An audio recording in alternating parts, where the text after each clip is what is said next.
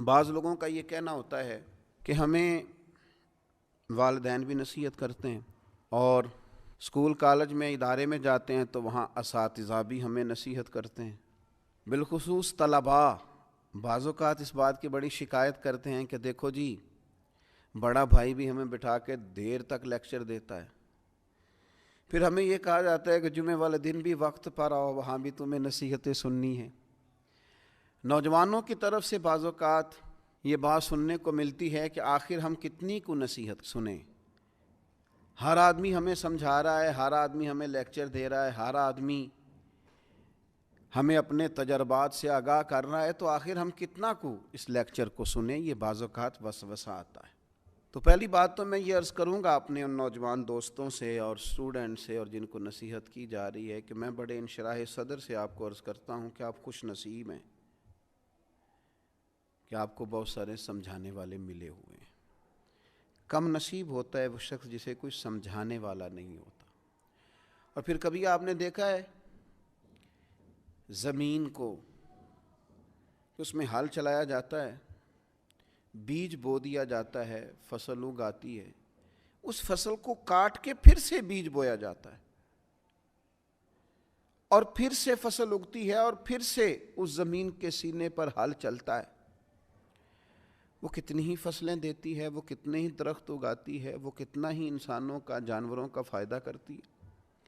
کتنے ہی لوگوں کو غذا اور خوراک مہیا کرتی ہے، لیکن کبھی یہ نہیں کہتی کہ آخر میں کتنا کو ہل چلاؤں گی، میرے اندر کتنا کو بیج بویا جائے گا۔ لیکن وہ زمین ہے، اس کے سینے کو اللہ نے اتنی وسعت دی ہے کہ ہر آنے والا بیج اپنے سینے میں قبول کرتی ہے، اور ہر موسم کا نیا پھل اور نئی فصل اور نئی سبزی قوم کو فراہم کرتی ہے۔ تو سینہ بڑا رکھیں۔ آپ مختلف قسم کے بیج جب اپنے سینے میں بوئیں گے اور مختلف قسم کے نیک، اچھے اور سمجھدار لوگوں کی رائے اور نصیحت آپ حاصل کریں گے، تو آپ اپنے باطن میں مختلف قسم کے پھول کھلتے ہوئے محسوس کریں گے، آپ کی طبیعت کے اندر مختلف قسم کی خوبصورتیاں پیدا ہوں گی۔ نبی اکرم صلی اللہ تعالیٰ علیہ وسلم نے فرمایا، مشکوٰۃ شریف میں حدیث موجود ہے، حضور فرماتے ہیں مومن کبھی خیر سننے سے سیر نہیں ہوتا، مومن کا کبھی پیٹ نہیں بھرتا خیر سننے سے، وہ خیر سنتا رہتا ہے، سنتا رہتا ہے، سنتا رہتا ہے، حتیٰ کہ اس کا ٹھکانہ جنت ہو جاتا ہے۔ وہ خیر سنتے سنتے ہی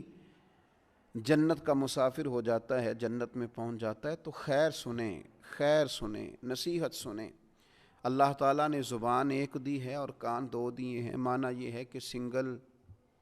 بولا جائے اور ڈبل سنا جائے۔ اچھے لوگوں کی باتیں سنیں، اور میں کہوں گا کہ دوڑ کے سنیں اور جلدی سے سنیں۔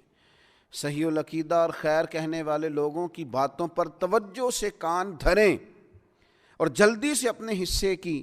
خیر اکٹھی کریں۔ یہ آپ سن کے تو دیکھیں، یہ جو آپ خوبصورت چیزیں سنیں گے، یہ سوچوں کو خوبصورت کر دیں گی، یہ طبیعت کو خوبصورت کر دیں گی، یہ مزاج کو ٹھنڈا کر دیں گی، یہ لطافت پیدا کر دیں گی۔